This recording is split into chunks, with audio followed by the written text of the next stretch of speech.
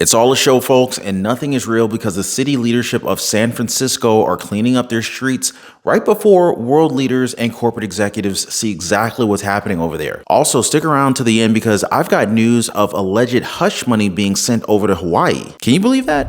And the city did tidy up for Dreamforce, but this cleanup is much more extensive.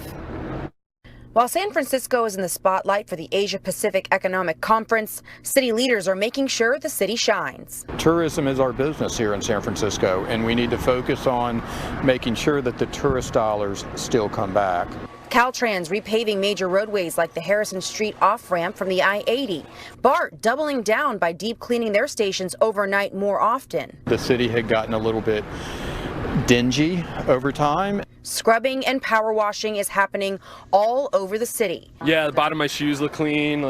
It's noticeable how clear the streets look and how few homeless encampments there are on major thoroughfares. The question on everyone's mind over there is, why isn't this the norm all year round? Like, what's the difference between hardworking Americans who continue to stay in San Francisco and all these world leaders and rich CEOs? Now, I know there's an answer to that question, probably one that the local government of San Fran isn't willing to tell us, but the sad reality is that this is all for a moment. Just a brief moment in history where the city looks and feels like it once did a few years ago. Now, here's my question through all of this. And this question isn't just for those who live in San Francisco, all right? Feel free to chime in here. But should longtime residents feel insulted by this action? Because it seems like the local government is going out of its way to kind of please a very select few group of people, except for the people who actually live there. Comment a quick yes or no down below on that question. And while you guys are at it, smash the like button for the video, subscribe to the channel, and make sure your notification bell's turned on. I want to make sure that you guys are always informed of almost everything that you need to know about what's going on right here in our country and beyond. Appreciate that, guys.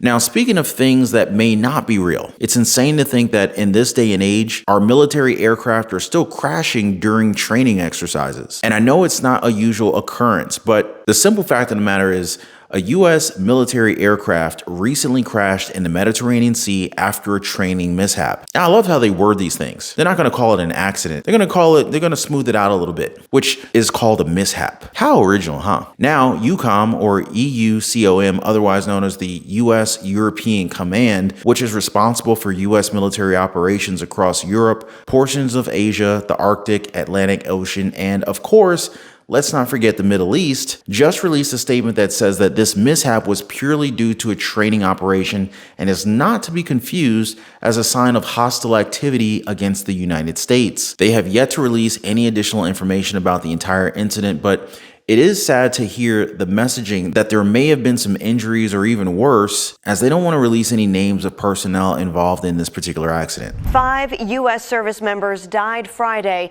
after their aircraft suffered a mishap. Good evening, I'm Ashley Knight. Pentagon officials say the aircraft crashed into the eastern Mediterranean Sea. It happened during a routine operation. There is no hostile activity to report. The U.S. European Command released a brief statement stressing it was a routine air refueling mission and part of military training. Details are limited at this time, but we'll let you know when we learn more. And President Joe Biden released a statement earlier today about the incident, saying, quote, "Today, Jill and I mourn the loss of 5 American service members who died when their aircraft crashed during a routine training mission." He goes on to say these men and women willingly take risks to keep the American people safe and secure. Their daily bravery and selflessness is an enduring testament to what is best in our nation. It's important to note at this time details have not been released as to what type of aircraft this was or what military service it belonged to. Now, again, I'm using the term loosely because y'all know as much as I do that the United States has a huge target on its back right now. But to see it affect our brave men and women, it's truly heartbreaking. Now, I know that a lot of us want our U.S. troops to come back home safe because these people, they risk their entire lives for us. Here's hoping that whoever's involved in this particular accident are all well and are being taken care of. Now, speaking of taking care of people, did you hear about the funds that were set up for the victims of the Maui fires? Well, as it turns out, it's not for everyone. Man, this still really lines up with what we've been talking about and how everything looks amazing at face value. But once again, you get a close-up look and, well, then you kind of start to see the many flaws that are hiding behind the curtains.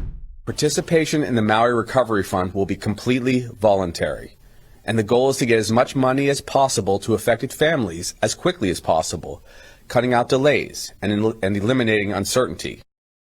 Here to react, Hawaii State Representative Diamond Garcia. Diamond, great to have you on the program. I actually have a ton of questions in trying to understand this fund. It's being reported it's a $150 million fund. I've also seen reports that victims could receive up to $1 million each. But that math doesn't add up for me. I know there was 15,000 people in Lahaina, 80% of whom have lost their homes. You know, the math doesn't add up for me. How does this work out for everyone who is a victim of this fire? Well, good morning, Will, and thanks for the questions. Yeah, first of all, the governor mentioned that those who would be eligible for this fund would be those who lost their family members and or were seriously injured by the fires themselves. So this wouldn't apply to those who were perhaps renters or lost their property, but this was those who lost life, lost family, and they would qualify for this fund. Oh, I see. And I believe, Diamond, you may have the numbers more updated than I do. The last I heard, the number of dead was around 100, right? So that's where you can get to the $1 million number for these victims.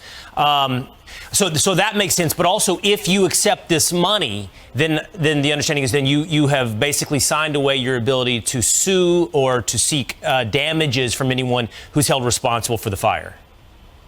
Yes. And so that's the contingency with that. If you take this funding, you cannot sue the state, the county, Hawaiian Electric, or Kamehameha Schools, the prominent landowner in that area. So lots of locals on the ground are saying, you know, this sounds like hush money. I mean, why are there strings attached to it? Okay, I'm gonna get this one out of the way. This is hush money. I mean, there's no way in heck this isn't hush money, you know? Because why else would they add the asterisks on there? That little detail that people can't sue, you know what I'm saying? To be honest, it's actually insulting. I mean, you lose a loved one and all of a sudden $1 million is supposed to make up for it all? Really? I know that money is really important in this world, but money can't bring the dead back to life. I know that I might sound like I'm getting a little bit worked up here, and sure, you know, the money is probably going to help out a lot of people, but there should be no strings attached. In fact, every single household that's lost something, be it their loved ones or their homes, they should get something, anything from the local government because they didn't want to be a part of this mess. They didn't want to suffer from a fire like this. Like, how insane is it to think that our federal government can send billions of dollars intended for multiple wars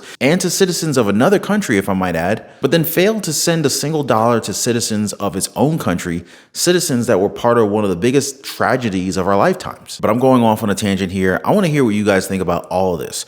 Are we now living in a world where nothing makes sense? Or is everything okay and maybe I'm just reading all of this wrong? Make sure to share your thoughts down below. And before I go, I want to thank you guys for your time. Thanks for the likes on the video. Thank you for subscribing. And I'll see you guys on the next one. Take care.